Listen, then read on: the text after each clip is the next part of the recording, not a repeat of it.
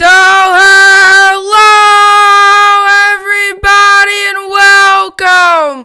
Yes, welcome back here at BSN Network. Here today, welcome back here at BSN Network. This is the BSN Network podcast here today. It is Wednesday, July 1st. It is the 1st of July. Yes, that is very true. Hopefully everybody had a good rest of their day yesterday. Is having a good day so far today. It's July 1st. 3 more days until July 4th. July 4th is obviously, the Independence Day, all of that good stuff. Is all on July 4th, obviously Friday and Sunday, honestly, that whole strip, Friday and Saturday are, the big firework days, although with everything going on, most of the fireworks will probably be canceled, although I'm sure a lot of people will be just doing them, or, hanging out with, family, friends, doing things like that, but yeah, obviously, it is July, which is great, although it's been a pretty bad year so far. It's been nothing but virus, nothing but cancellations. It's almost like you've heard the word cancel so many times. This is canceled, this is canceled, this is canceled, this is postponed, this is canceled, this is canceled. And, everything's canceled. Everything is canceled. It's just... It's crazy how much is canceled, and that's really what you've heard all year. And but hopefully everybody's having a good day anyway. As we get into the sports topics today, we got the NBA scheduled: Nets, Lakers, and the Clippers. I'll tell you what, I was going to talk about this on Monday. It got bumped back to today, but today we're still talking about a big hot topic going around, the NBA's restart. They released their schedules. I'm going to give you what I think the Nets, what the record's going to be.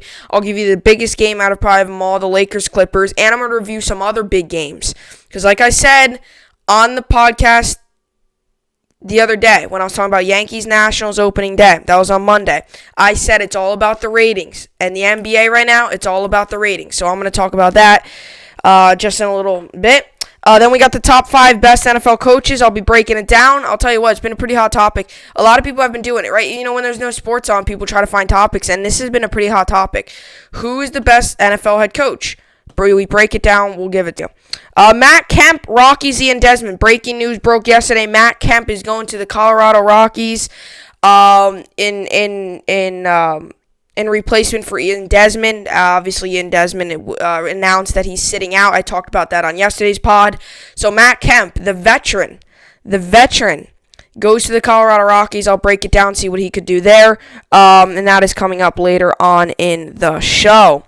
So anyway, we kick this one off with the Nets schedule. So the Nets, they have a little bit of a rough go here on the schedule. I'll tell you what, it's not bad, but it's not something that I'm very happy about. It's not something that I'm very, very, very, very excited about. Meaning, I'm excited to see basketball play again. That's what I'm saying. I'm happy to see basketball back in action. The schedule for the Nets, for what my record prediction is, I have the Nets having a record of and we lost DeAndre Jordan. He's not going to be playing for us with the virus, and we might be losing Spencer Dinwiddie. I think the NBA will say, you know what, no, you can't play because he has the virus as well. Now, let me tell you one thing, and I focused on this last podcast the other day, on Monday's podcast. It's all about the ratings, people. It's all about the ratings. It is literally all about those ratings. Ratings. It's all about the ratings. Lakers Clippers is going to be the big highlighted game, probably either on ESPN or TNT. I'd have to go check. I'm pretty sure it's either on TNT or something like that. It's on a big network, TNT. It's a big basketball network. A lot of basketball games are on TNT. The NBA Finals a lot of times are on there. Just regular old games, big games like the Lakers or Clippers. And there's all around some big matchups. You got Zion involved into this. You've got obviously Lakers and Clippers involved. You got LeBron, AD involved. Now it looks like J.R. Smith's going to go to the Lakers. Like everything's involved now. Like it's crazy, the ratings, and that's what all these sports leagues are trying to do. And I'm sure when NHL releases their schedule, they're going to try to do the same thing. You might see a little bit of maybe, I don't know, you might see a little Crosby Ovechkin action or something like that. Something to really draw in fans. Alex Ovechkin, you might see him play against some other player, right?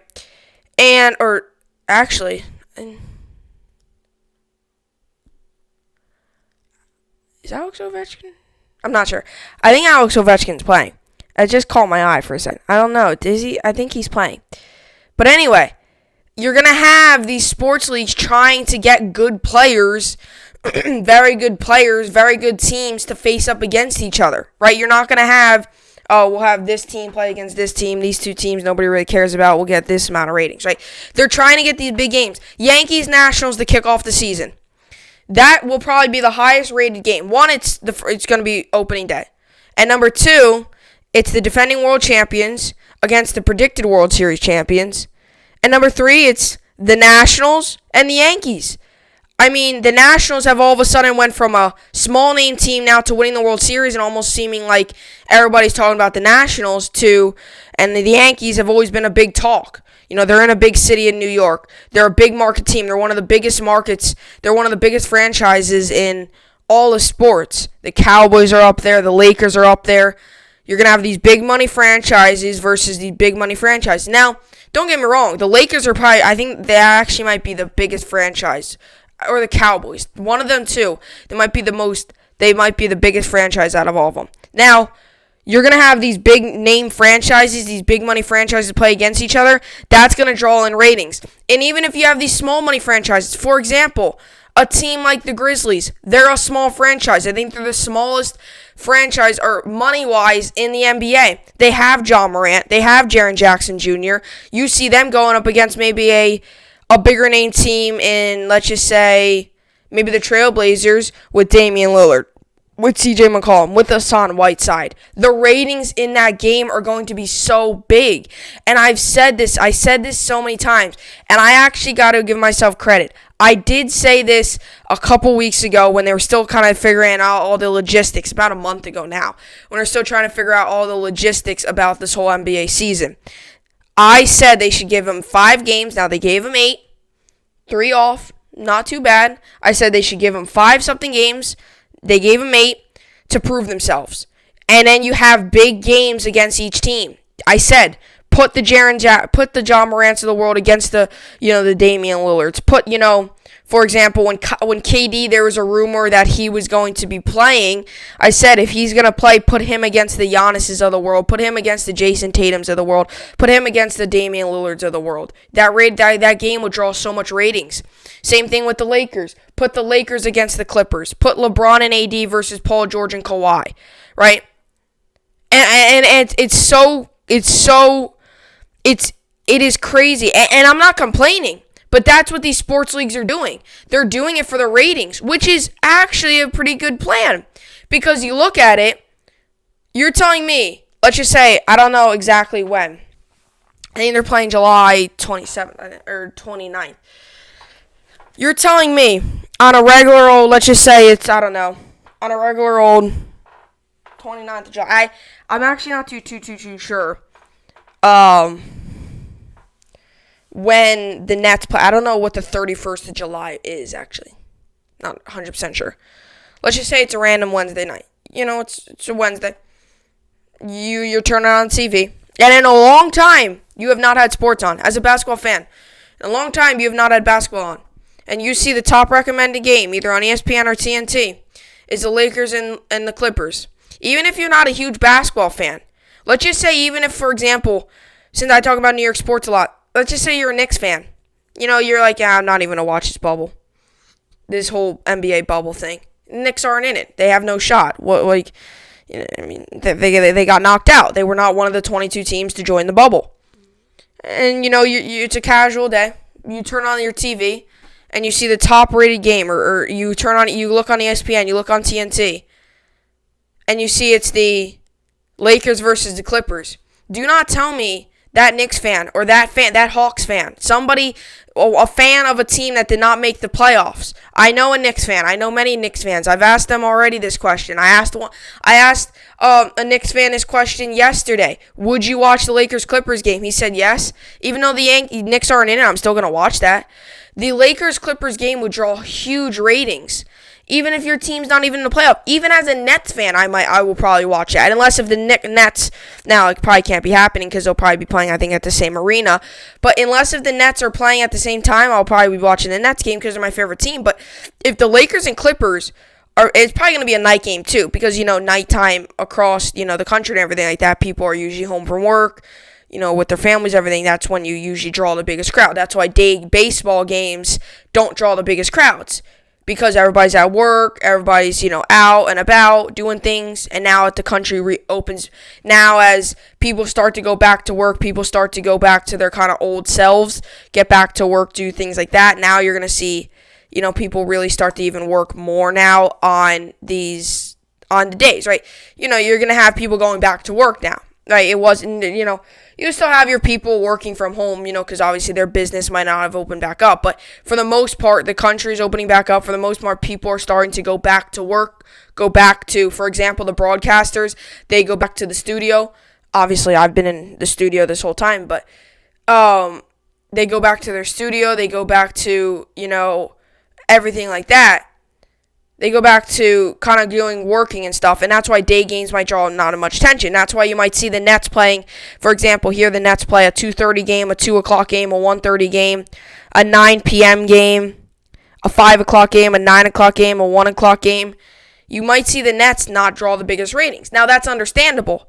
You see the games that are the night games. Do you look at the games that are the night games? And this just proves my point even more.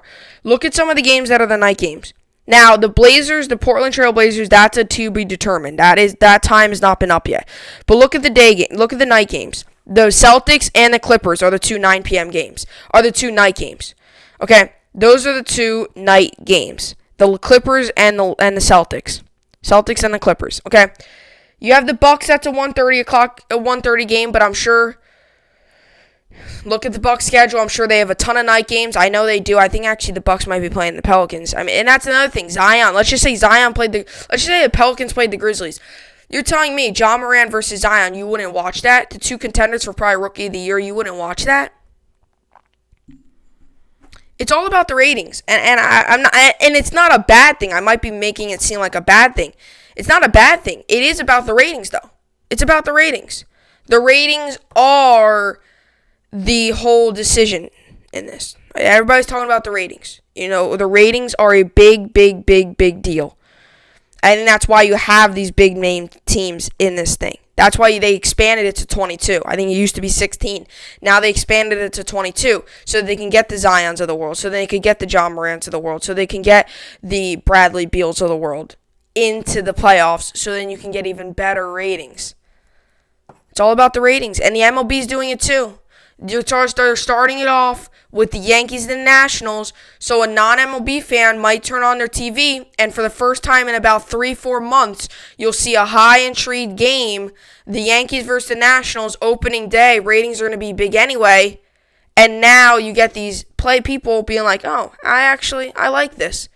And the first game of the year, these players are going to be happy to be back out there. You might see some of these pitchers having to calm down first, because now it could be the other way. It could be completely a slow game because these guys haven't worked together. It could be an absolutely ugly game, most errors ever.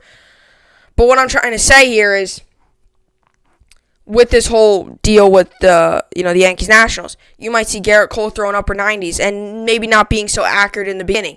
Maybe he's just so pumped to be back out there. He might be throwing high 90s, and all of a sudden he's got to be like, all right, I'm actually in a game here. This isn't no scrimmage. This isn't no spring training. This is an actual game, a part of the 60-game season. After this one, I've only got 59 more to go. I should probably, slow down a little bit. You might see that.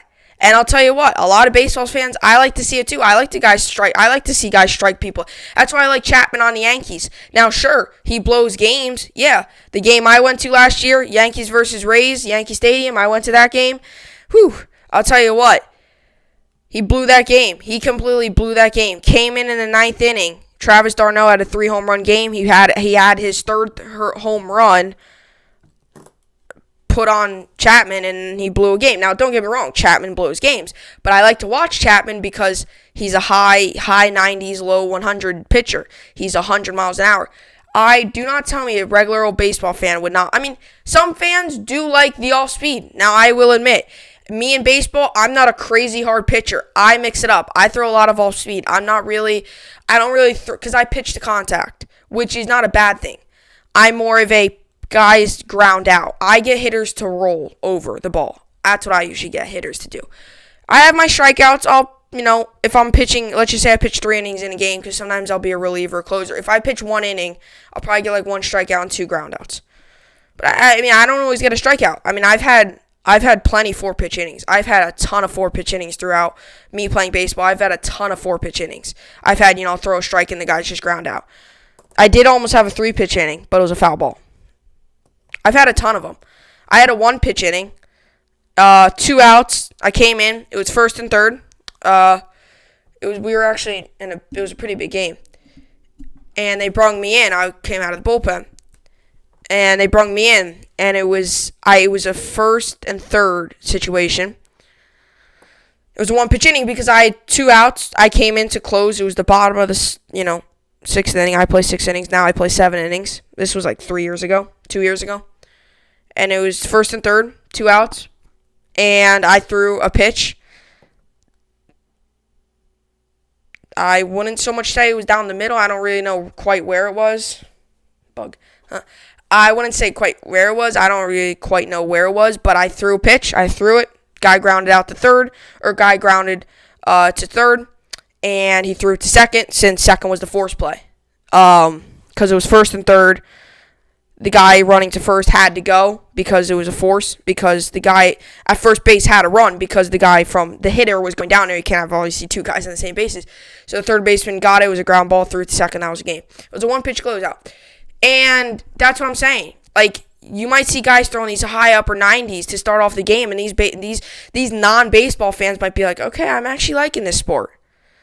And you'll get good ratings, and especially through the first couple of innings. Especially, people are going to want to watch to see what the atmosphere is like, to see what it's like playing with this whole virus going on. Same thing with the NBA. People are going to want to watch, like, what the stands look like, how the game is played, like, how it sounds, things like that. People are also going to be intrigued in that, too. Like, that's what I'm saying. Like, from what I'm hearing, from what I can picture, it's pretty much a normal baseball game. But I also got to remember, there's no high-fiving. The dugouts might be a little different. Players might be spread out more. There might be masks on for the people. They said that there will be, like, the GMs and stuff can sit in the stands. They have to be social distant and maybe have a mask on. I'm not so much picturing all that. I can picture a baseball game with no stands, and I can't really picture the players really being socially distant in the dugout. But I can picture a baseball game with no fans in the stadium. First off, as a Yankees fan, I've seen it plenty of times where there's like one guy sitting right behind the plate, especially sometimes at like a 1 o'clock start when all those people, because it's usually the business people that are behind the plate. It is usually the business people that are behind the plate. The businessmen, the office building people, that they have a ton of money, so they sit behind the plate. They can't get over there by a 1 o'clock start, so you'll see behind the plate is usually empty. You usually don't draw big crowds for day games. You draw huge crowds for day games on weekends. You do. Day games on weekends, you usually draw big crowds. Huge crowds.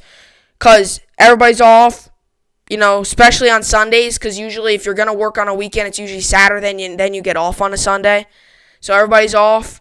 Sunday, baseball game, day game, nice out. Whatever favorite team you are, going to the stadium, whatever favorite stadium. You draw a big crowd, especially for the struggling teams. You see teams, because also, people, want to get out and about, especially with everything going on. Although now, you might find the day games for the weekends might actually draw a big attendance because people are going to be home. You really can't go anywhere. I mean, you can, but, for the most part, people are home. You really can't go to like a baseball game, so TV, it's going to draw big ratings. With nobody in the stands, the ratings will be huge for almost every sport returning. So here we go. Here's the Nets schedule, and then I'll preview the Lakers-Clippers game. So the Nets schedule is, they're starting off with the Orlando Magic. I said this. I have the Nets winning this game. I have them splitting with the Orlando Magic, so I'm going to say this. The next Magic game, I'm going to say they lose. The reason I say they win this first Magic game is just because I believe that the Magic are just an team. They're so unpredictable. One night they're looking good. The next night they're losing to these teams. The one night, I was actually coming on a plane ride. I was a plane ride home. I was watching on the plane. It was the Magic versus Hawks. I forget who won, but the Hawks really battled with them. I'm pretty sure the Magic won. But like that, they were off. They were horrible. Aaron Gordon did nothing. Yusevich did nothing. They were bad. They were really, really, really bad. JJ Barea did nothing. Nothing at all. They were horrible. Very, very bad. They did not look like they could be an 8-seed team. So that's why I'm saying the Nets, because the Magic have been off with their team a while. Chemistry might be a little rough. Playing with your teammates again might be a little rough. So the Nets will come out first game of the NBA restart. They win. Magic. They start off 1-0. Next up, the Wizards. I have the Nets winning this game. I do. Now, the Wizards are bad. The Bradley Beal is good. The Nets, I do believe, they would have beat the Wizards that one game if Kyrie never got injured. Now, Kyrie's not going to play, obviously. He ain't going to play, obviously, because he's injured. He wants to start like a completely other bubble. He wants to start like his own league. Like, I don't even know what it is. I'm not going to talk about it because I barely even know what it is.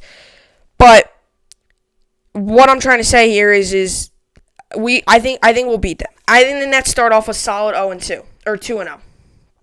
And you might think that's crazy, but how I see them finishing off the season is not good. I say they beat the Wizards. The Wizards have struggled all year. I do believe the Nets are the overall better team. Now, let me mind you, this is without DeAndre Jordan. This is without all that. With DeAndre Jordan, they beat them by a lot. Without DeAndre Jordan, it's gonna be a close game. I'm gonna say it's a close game. With DeAndre Jordan, there's no doubt about it, because the Wizards' big men are not very good. They are not very good. With DeAndre Jordan, they blow him out. Without, it's going to be a close game. I still think the Nets squeak this one out. I think it could come down to the final minute. Next up, we have the Bucks. I mean, this is the easiest decision. The Nets are going to lose this game. I mean, I don't see any Nets fan, any normal Nets fan I know that would say they beat the Bucks. I mean, we got smoked by the Bucks in the first game. We got smoked by the Bucks all these times. I don't see us beating the Bucks. Okay, I'm sorry. I don't. We're not good. If we had KD and Kyrie, that's a different story. If we had Kyrie, maybe it's a close game. I think the Bucks completely blow us out. I think they completely blow us out. Now, let me mind you, but this is the third game. If this was the first game with the Bucks, it's a different story. Because I'll tell you what, Giannis has said he has not touched the basketball in a long time. He hasn't been able to. He doesn't have access to a basketball hoop or a basketball. So he hasn't touched the basketball in a long time. Nor has he seen or played with his teammates in a long time. If the Nets had the Bucks in the first game of the season, I would probably say they would lose, but I would probably say it's a close game. I think it's going to be a complete blowout. Forget about it. No way. So the Bucks win this game. Next up, Celtics. I think this is another easy one. They lose this game. First off, it's a back-to-back. The Bucks was a first of a back-to-back. The Nets will not be able to bounce back from a blowout loss against the Bucks. They're going to lose to the Celtics, to Jason Tatum, to all those good guys on the Celtics. The Nets just don't have enough firepower. Nets lose this game. 2 blowouts in a row. Next up, they're 2-2 now. Next up, I have them beating the Kings. I think after the 2 blowouts, they're gonna have a day off. They're gonna play again on August 7th. It's a 5 p.m. start. It's against the Kings. Not many people might not be watching this game because it is against the Kings. It's the Nets Kings. Really, nobody's really probably intrigued. The Nets might squeak one out here. The Nets, I think, will squeak one out here. Now, if De'Aaron Fox, Buddy Hield, Marvin Bagley, all them play like they're all-stars, then completely forget about it. The Nets have no shot. But if you're telling me the Nets are coming off of 2 blowouts against, in my opinion, that will be the Bucks and the Celtics, and then you have the Kings who are an team, barely squeaked into this playoff. If Buddy Hield, Marvin Bagley, and De'Aaron Fox take over this game, forget about it. But I really believe the Nets will win this game. So they move to 3-2. Now this is where I have them having a complete landslide. Next up against the Clippers, they're going to lose this game. The ratings will probably be pretty high for this game. They're not going to show national television that they're a good team. They're going to get absolutely whooped. Kawhi, Paul George. I don't care if Kawhi's out. I don't care if Paul George is out. Who cares? I talked about this on my other podcast. I do a podcast with three friends, Legacy Sports Talk. If you want to go check that out on weekends, Saturday and Sunday. It's a half an hour only podcast. It's not like these where it's a 50 minutes. Just a quick half an hour thing where we talk a lot of basketball and football on there because they're not big baseball people. They're a big basketball and football people. I talk baseball on this podcast. We talk more basketball and football on that podcast. But I said the Clippers are going to blow them out. No matter the Clippers are probably the overall best team in the league because they have a very good bench. They have Montez Harrell as well. No way. If DeAndre Jordan was on him, different story. But DeAndre Jordan's not going to play. No. The Nets are not winning this game. Next up, the Magic. I said this before. They're splitting this. Because I think by now the Magic when they're good, they're on. When they're good, they're good. Meaning they could be very good.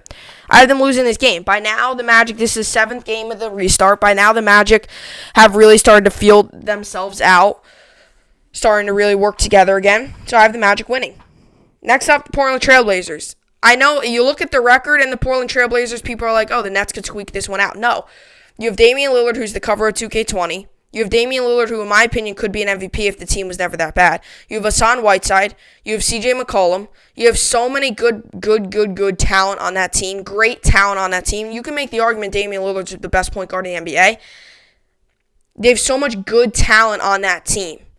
The Trailblazers, in my opinion, are actually going to do very, very well in this NBA restart.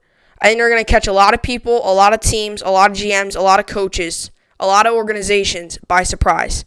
Trailblazers win this game. Nets finish off. Nets restart record will be 3-5. Not happy with it, but it is what it is.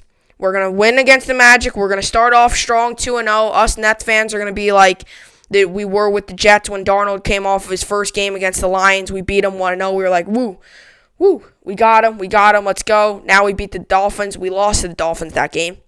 Then everything went downhill from there.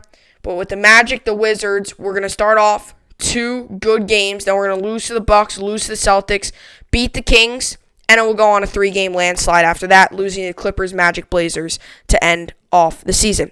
Now, this Lakers-Clippers game, I say the Lakers win. And I was talking about this on the other podcast. If this was a Game 7 of the NBA Finals, the Clippers would probably win because they would have to rely on their bench a lot more. But this is a one game. This is a one-game thing. LeBron and AD will dominate this game. They'll beat the Clippers. Especially that Paul George and Kawhi have been a little rusty. Paul George was not a great player this year. It was mainly Kawhi and that bench and that overall rest of that team that's been very, very good for them. I say the Lakers win this game just because LeBron and AD. Ratings on that game will be very, very, very good.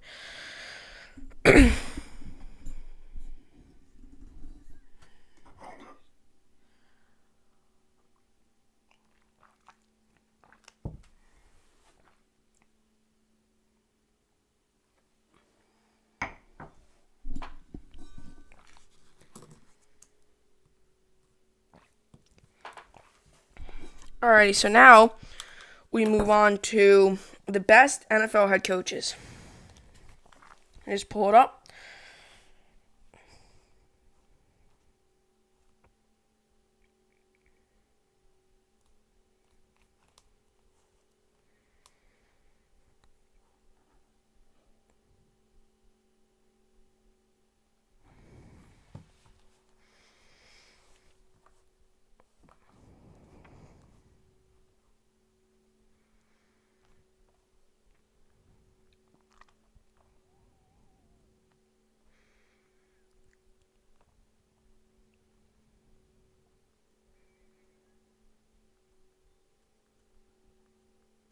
Alright, so actually, I have it down on this paper here as well.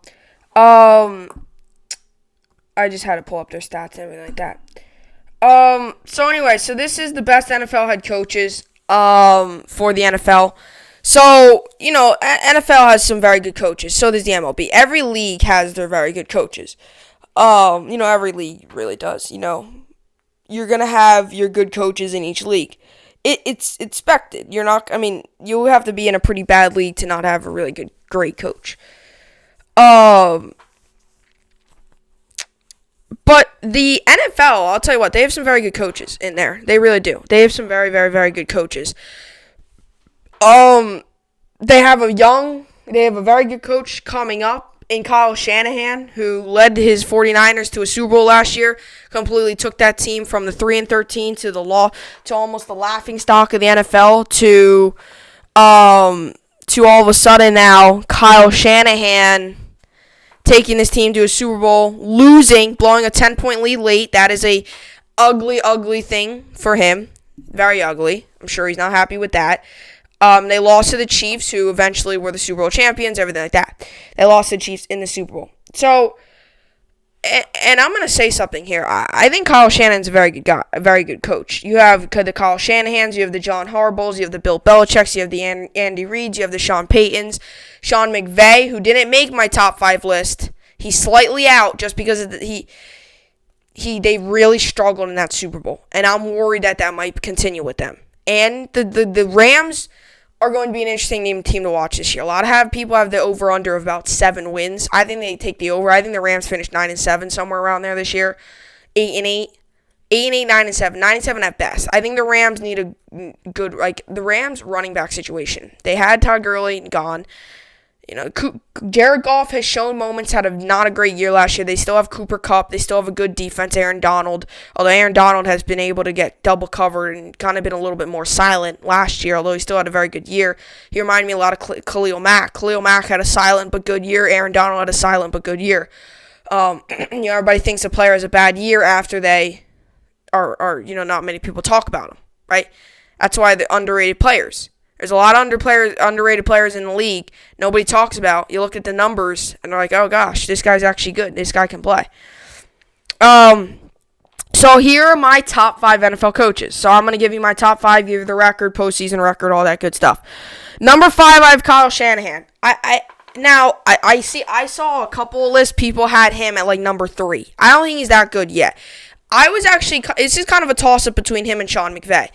Here's my reasoning with Kyle Shanahan. He got this team to a Super Bowl, and he got this team, the 49ers. Look at the 49ers, and this is why I was not high on the 49ers last year, people. Look at their roster. They do not have a roster for a Super Bowl team. You look at the Chiefs roster, Patrick Mahomes, Damian Williams, Chris Jones, Tyrann Mathieu, Tyreek Hill. Right? You look at that roster's very, very, very good. Look at the Ravens roster. Mark Ingram, Marquise Brown. You got, obviously, Lamar Jackson, Mark Andrews. On the defensive side of the ball, you had Earl Thomas, Marcus Peters. All those great players on the defensive side of the ball, right? That was a team that everybody talked about in the Super Bowl. Now, as for the Titans on the other hand, not so much. They had... And you look at the roster for the 49ers, their running back, Raheem Mostert. Nobody heard about him until the NFC Championship game. Nobody. Your quarterback, Jimmy Garoppolo, who's good, tore his ACL. Everybody was like, oh gosh, here we go again. Now look at him. Look at him now. Jimmy Garoppolo, who did not have a great year. I wouldn't call him a top 10 quarterback. Had a good year. Was not the big, it was the running game that got them to that Super Bowl. Almost like it did with the Titans. It was the running them that got them to the AFC Championship game to then lose to the then Super Bowl champions in the Kansas City Chiefs. Right? You got them. You had Jimmy Garoppolo, Raheem Mostert, Deebo Samuel. George Kittle's a big name. Nick Bosa, Richard Sherman. Deebo Samuel, Raheem Mostert, Jimmy Garoppolo. If those 3 guys were on a team, you would probably not say, no, these are not a Super Bowl team. You look at, just look at the other receivers, too. You just look at the other receivers, the backup receivers and all that stuff. It's just crazy. This was not a team that you would think would make the Super Bowl. And Kyle Shanahan took this team, almost the same exact team that went 3-13, took them, almost won a Super Bowl, got into the playoffs.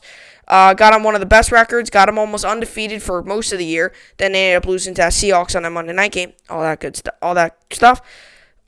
So on and so forth. And now he is the 5th best coach in the NFL, I think. Regular season records 23-25. That's not great, but it's going to get better. It's going to get better. I think this year they'll have another good year. Postseason 2-1. 2-1 was his postseason. They won the 2 games in the postseason, right? They won their 2 games. So, what more has to be said? Then they lost to the Chiefs. So, and the Chiefs were a very good team, and they brought up a fight too. I thought the Chiefs were going to blow them out. I didn't think the 49ers stood a chance. So next up, we have Sean Payton. Now, I don't like Sean Payton. I'm not a big fan of him. I don't really like the Saints that much just because of their crybabies. Kind of crybabies. Crybabied about the Rams game. Now they're still talking about that. Oh, with the Rams game. Oh, the refs. Oh, all that stuff. No. It's over. It's 2 years ago. The Rams didn't even make the playoffs last year. Haven't even been back to the Super Bowl since. It's over. Last year, make up some dumb call about that whole Kyle Rudolph thing in the corner of the end zone. Oh, he pushed off. No, he did not. It's just another way for the Saints fans to just cry about. I'm not a big fan of Sean Payton. I'm not a big fan of the Saints. They're kind of crybabies. It gets annoying. Now, don't get me wrong. As a Jets fan, I would have been annoyed with that pass interference. I have always lived by this motto, though, and ask everybody that knows me. You can never blame a game on the refs. You can never do that. You can never blame a game on the umpire, whether it's the NFL, the ref, or MLB. You can never blame it on the umpire, whether it's the MLB, or the ref, whether it's the NBA, NHL, or NFL, because they all use refs. The only league that uses an umpire is obviously the MLB. You can never blame a game on an umpire or a referee. Here's my reasoning. Because you could have done something better in that game. It did not have to come down to that one play. Maybe if you would have converted on this, maybe if you would have done this play, maybe if you would have done that, you could have won the game. Maybe if he doesn't throw to that guy, it would have been a different story. Maybe if they scored a play later, it could have been a completely different story. You can never blame the game on the umpire or the referee. And on my baseball team, there's been times where the umpire not so much blew the game, but he had some questionable calls. I never, ever was like, I blame the game on the umpire. It is something that you could have done better. There's always something in the game where you could have done better. You cannot blame the game on a referee. You just cannot. A referee or an umpire, whatever sport it is, you cannot blame a game on him because you could have done something better to win that game. It did not have to come down to a referee making a call. That is also another big thing. It did not have to come down to that. Guy coming home. It comes down to this. Bottom of the 7th inning. Guy coming home plate. It's a 1-1 game. He scores, they win. He doesn't, they go to extras. He scores. Team blames on the umpire. Did it have to come down to that final moment? No. You could have scored earlier in the game. You can never blame a game on the referee. Now, don't get me wrong. It was a bad call. I'm not saying that. But to complain about it for 2 years, to still be complaining about it, it's over. It's over. Okay, I get if they were complaining in the first place. But now it's just getting older. Oh, you ask a Saints fan, the refs again. And last year, that was not a blatant call. That was perfectly fine. I did not see any push-off. I was watching that game. I watched that replay. I was watching that game live. First off, because it was a wild card game, so I would be watching it. I was watching that game live, and I watched that replay 2 separate times. They showed that replay like 2-3 separate times in there, and when I got home that day, because I was over somebody's house watching the game, I still was watching that game. I still was looking at the replay. I looked at the replay like 5 separate times. I did not see any sort of push-off. Now, Saints-Rams game, completely different story. But you don't have to complain about it for 2 years. That's why I don't like the Saints. That's my whole thing why I don't like the Saints. It's not about I don't like the players. It's not about that. That's why I really don't like Sean Payton anyway, because he's a big thing about it. He kind of fuels the fire a little bit. So, anyway, regular season record for him is 131-77, postseason 8-7. Now, don't get me wrong, Sean Payton's a good head coach. He hasn't had the greatest postseason success. He hasn't had it unbelievable. He's only won. He's almost 500. He's been good. He won 8 postseason games, so don't get me wrong, that's good. But definitely, without a doubt, I'm not a big fan of him, but I can't take away that he's a good coach. So Sean Payton at number 4. What he's done with Drew Brees, what he's done with that whole Saints team is very good. Number 3, big fan of his, John Harbaugh. What he's doing with Lamar Jackson is very good. What he did with Joe Flacco was unbelievable. He's almost like a McCaffrey, or McCarthy, McCarthy. Matt McCarthy. Right, he's almost like that. Except I would say McCarthy's had a little bit more success just because I think Rodgers overall is a better quarterback than Flacco. I think Rodgers is a Hall of Famer. Now, McCarthy, very, very good. Harbaugh as well, very, very good. Now, don't get me wrong. He won a Super Bowl. What he did with Flacco was amazing. And now what he's doing with Lamar Jackson is even more crazy. Got him to a 14-2 record last year, developing Lamar Jackson, developed Joe Flacco, doing all that good stuff. Very good head coach, John Harbaugh. A regular season records 118-74, postseason 10-7. Number 2, Andy Reid. Now, I like Andy Reid a lot. He's probably one of my favorite coaches in the NFL. Now, you might be thinking, only behind Adam Gase, right? No, I hate Adam Gase. Andy Reid is probably my favorite coach in the NFL. My least favorite coach is probably Belichick, then it probably goes Adam Gase. Actually, I'm not a big fan of Sean Payton, like I just said. So it would probably go Andy Reid, or Andy Reid is my favorite. Bill Belichick is my least favorite.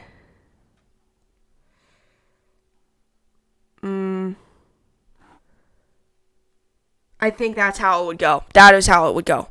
Andy Reid is my favorite. Belichick is my least favorite. Sean Payton is up there. I don't like the Steelers head coach as well because I don't like the Steelers. I really don't. Because they beat the Jets that one year. They beat the Jets, and ever since that, I haven't really loved the Steelers. I'm not a big Ben Roethlisberger fan either. I'm not a big Big Ben fan. I'll tell you that for sure. Andy Reid, one of my favorite coaches in the NFL. I was very happy to see him win a championship. Him and Patrick Mahomes, I really like. Patrick Mahomes is probably one of my favorite players in the NFL right now. I really like Patrick Mahomes. He's a good guy, gives back to the community, humble, not cocky, goes out there and just plays. Very good player. Andy Reid, 207, 128, and 1 as his total record. Postseason 15-14. Like I said, postseason for him has struggled a little bit, but he got him a Super Bowl. I hate to do this, but I have to. He's probably one of the best coaches of all time, if not the best coach, Bill Belichick. I mean, like I said this about Tom Brady. I hate Tom Brady. I hate Bill Belichick. I hate the Patriots. They're great. Tom Brady's he's a GOAT. Bill Belichick's probably the best coach of all time. I can't take that away from the guy. I mean, what the guy has done with that team is unreal. And I'll tell you what, if he brings them to a Super Bowl this year, it was Belichick. Now, Brady was very good, but it was Belichick. And I'll tell you what would be so cool, and now with the Cam Newton thing, if the Patriots make the Super Bowl and Brady and the Buccaneers do, that Super Bowl would be unbelievable. Unbelievable. Brady, Gronk versus Belichick and Newton. Brady, Gronk versus Belichick and Newton.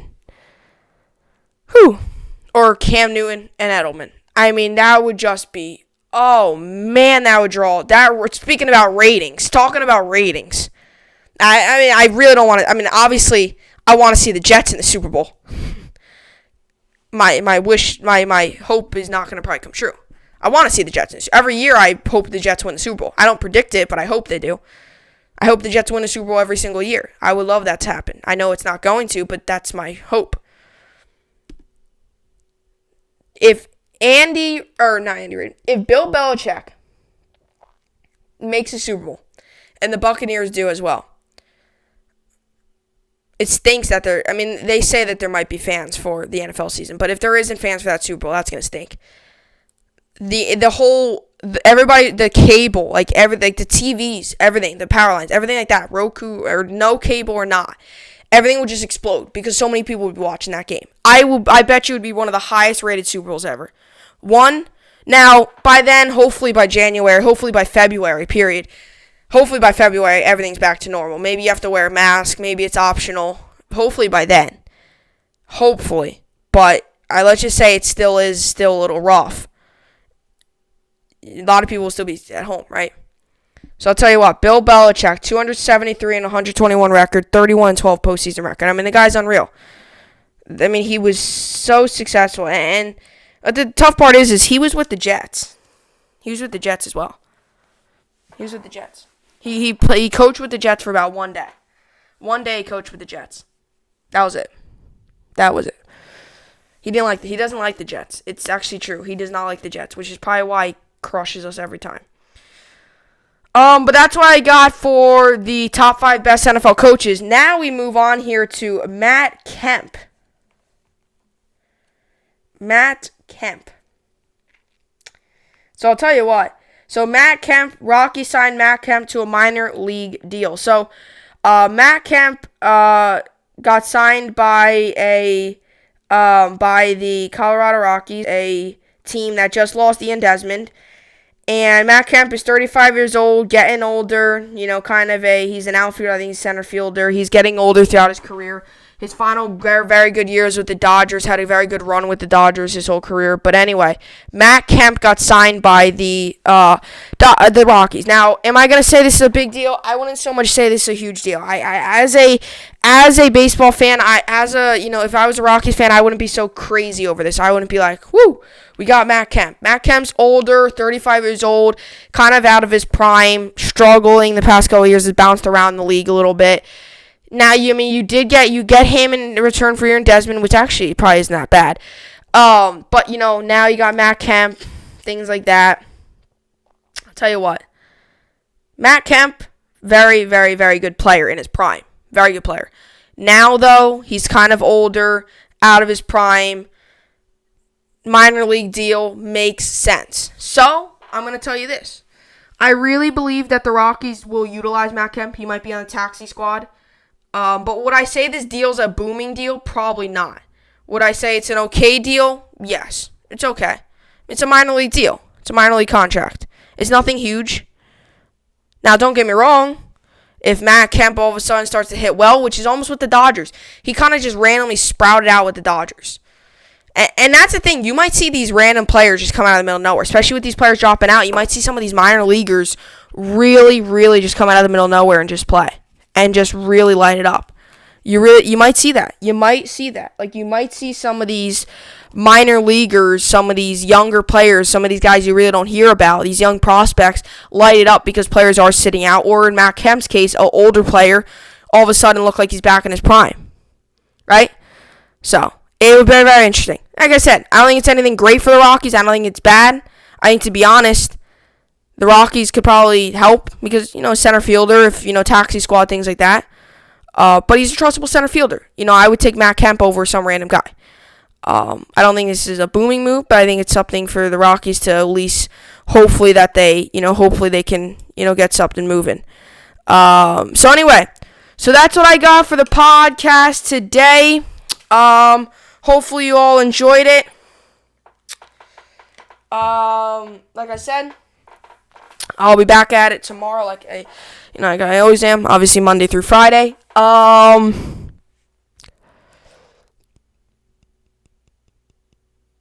are we gonna talk about tomorrow? Probably some more news. Oh, I might be doing the best rosters. Probably will be doing that. But anyway, if comments are back on, comment down below NBA schedule, Nats record, whatever you think about that. Or just comment down below top 5 best NFL coaches. Give me yours and how you think about the Matt Kemp deal with the Rockies. So anyway, so that will just about do it for the podcast today. Hopefully you all enjoyed it. I know I did. I'll see you all back here tomorrow. Hope you enjoyed it, and thanks for watching.